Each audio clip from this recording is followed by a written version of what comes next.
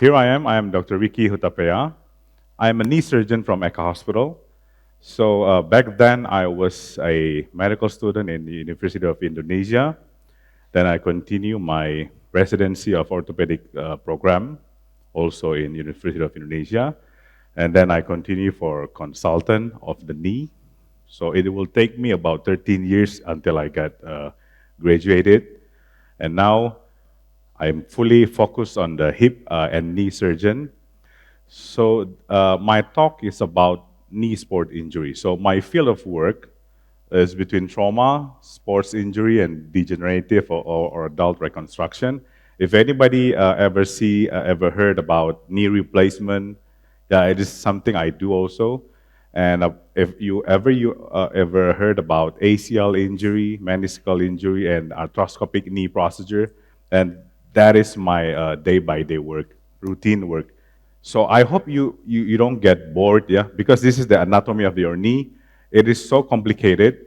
Our knee function as a joint that doesn't just flex and extend, but it can also translate in front and to the back like slight translation, and then it can also rotate in a joint. So the movement of the knee joint is limited by the ligament. So ligament is like a rope that binds your bones together. So you can take that from here, then you can understand, yeah? So this is knee sport injury. If you ever go for the sport or soccer game and then you see that the knee is bended in that way, so there's a huge problem. So it's what we call the knee injury. It is positioned on an X position, what we call the valgus strain, and it could damage a lot of ligaments in your knee.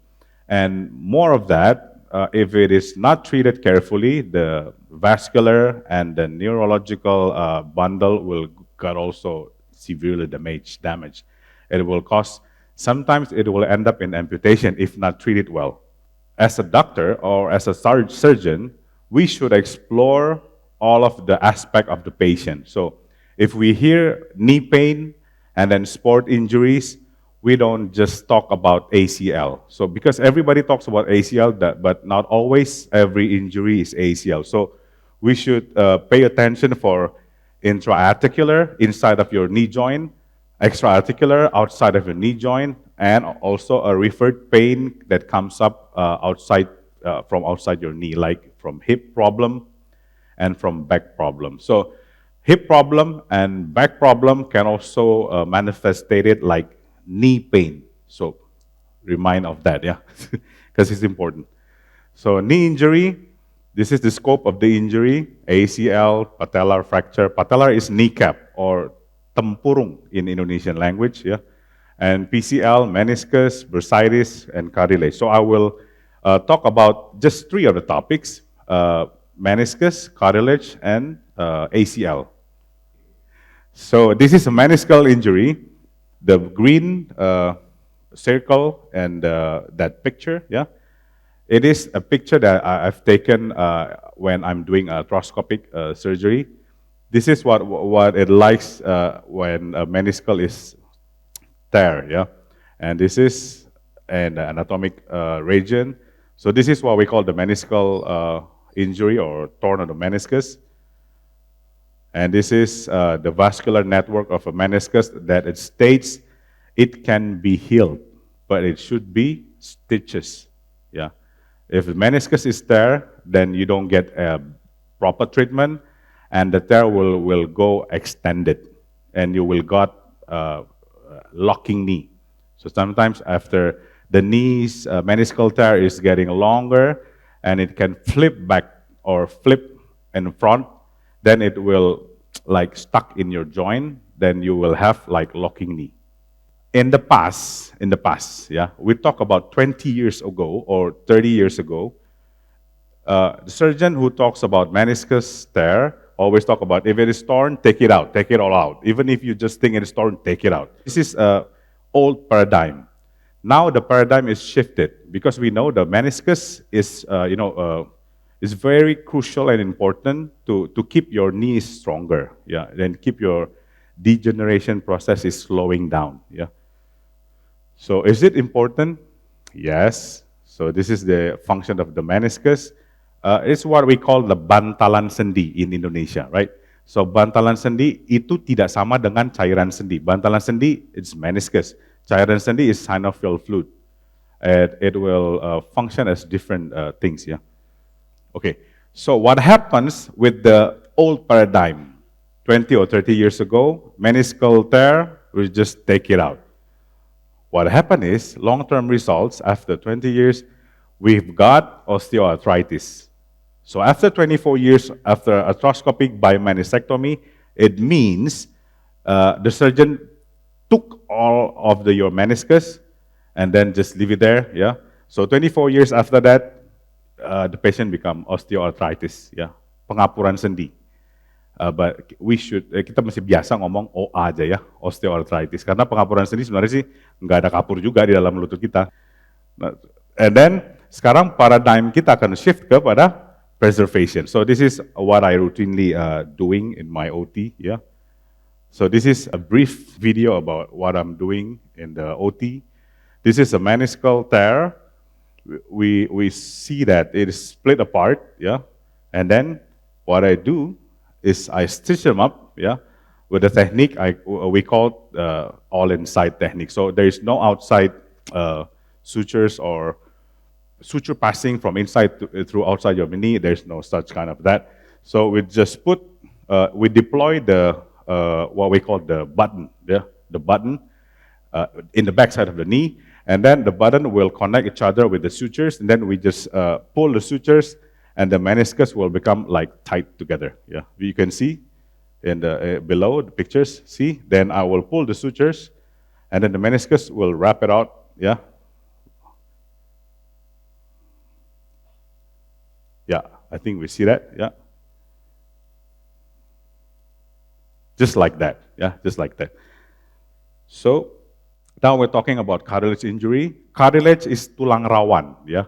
If you ever eat some KFC or chicken bones, yeah, you see at the other end and the other end there's like a tissue that what we call tulang muda, tulang rawan, yeah. This is tulang rawan. Traumatic injury to the knee does not heal on its own, leads to osteoarthritis also. So this is a picture of cartilage injury, and it's the real picture of the cartilage injury inside of your knee. And this is what I do in one patient, yeah, 24 years old, pro athlete, with severe pain on the knee because of the cartilage defect, yeah. Very huge cartilage defect, as we see on the video here. So the defect, that one, yeah. That is a defect. And then what we can see is the defect is like kind of like cartilage flap, yeah, because it's already turned, yeah. This is the cartilage defect. And what we do is the transplant. So we transplanted the other cartilage from non-weight bearing area of your knee to the defect area. So we hope the healthy cartilage, chunk of piece cartilage, will be transplanted onto the defect area, and then it will grow better, yeah. So this is the video after the preparation of the defect area. And then we implanted the bone, the cartilage bone. And then this is the donor area. And this is the picture of before and after. Before, this is immediate picture after the surgery. And this is 6 months, the right side is 6 months after the surgery. So the cartilage is fully grown up now. So the last ACL injury resulted from suddenly slowing down, pivoting or awkward landing. Yeah. See, this is the structure of the ACL. And what is the signs? Popping sound, knee giving away, severe pain, limping, and swelling. So you have to pay attention of that sign. Many literatures has demonstrated the new finding of ACL native structures to help us understanding how to treat the ACL injury. So surgeon and doctor also have to update their knowledge every day. Yeah.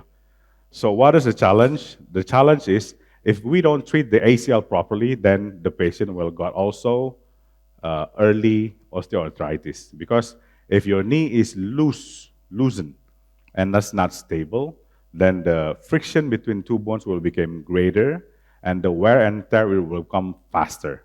Yeah. So instead of having a osteoarthritis on the 65 years old, instead you will have osteoarthritis on 50 or 45 years old. So what are the goals? Restore stability, preserve kinematics, graft integration, and tunnel position. So do we always need some surgery? The answer is no, because there is some ACL injury that do not need surgery, like partial rupture. It doesn't need any surgery unless you are an athlete. Yeah, if you are just regular people, recreational sport, depending on your sport you are doing.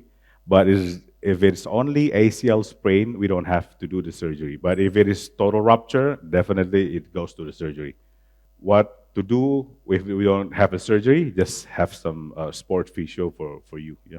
If not, we're doing the arthroscopic knee surgery for the ACL recon. So this is the schematic picture. When we replace the ACL, we create a tunnel on the tibia and we create the femoral tunnel, then we're passing the graft. And then it will become the new ACL for you. So this is the graft preparation, yeah? And this is the tunnel inside of your knee. And this is the real video taken from my surgery. So this is the one in the top. At the top is the tibial tunnel I've created, yeah? Using the also all inside technique. So this is the reamer we use. We introduce reamer from outside, and then it's go through your knee, and then we flip the reamer so it can ream. It can ream down with the greater size. Yeah. So you can see this. The reamer is flipped, and then we can just backward ream from inside. This is the latest technology that we have right now for the ACL tunnel. And then this is the video that the graft is passed by inside your knee. This is a new graft taken from the hamstring. Hamstring is one of your muscle group at your thigh that we can use to replace the ACL. Graft fixation, you should discuss with your doctor or surgeon which graft do you use, yeah, and conveniently with the surgeon, yeah. And then there's an argument says that can ACLs heal naturally? Some literature says that ACL can regain continuity after partial or complete rupture, as seen on MRI, yeah. So he argue about the MRI healing, yeah.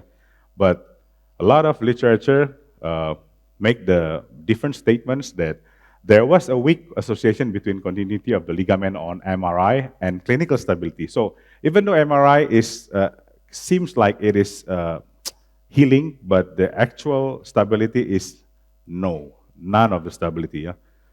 So that's why sometimes we need the surgery. So this is another field of my work. This is, if you know the Mayo Clinic, this is another mentor from US, Mayo Clinic. This is Daniel J. Berry. He taught me a lot about knee replacement and hip replacement. So this is another field of my work, total knee replacement. And then this is another precious chance that I meet Professor Masahiro Kurasaka in Kobe Kaisei Hospital. They implemented a lot of robotic surgery for the knee and the hip. And it is very honor for me to learn from him. And this is from Kobe University Hospital with Professor Kuroda. They prefer to preserve the knee whatever it takes. So they will do the preservation of the knee, and then if it fails, then they will replace with the total knee replacement. I think that's all from me. Thank you.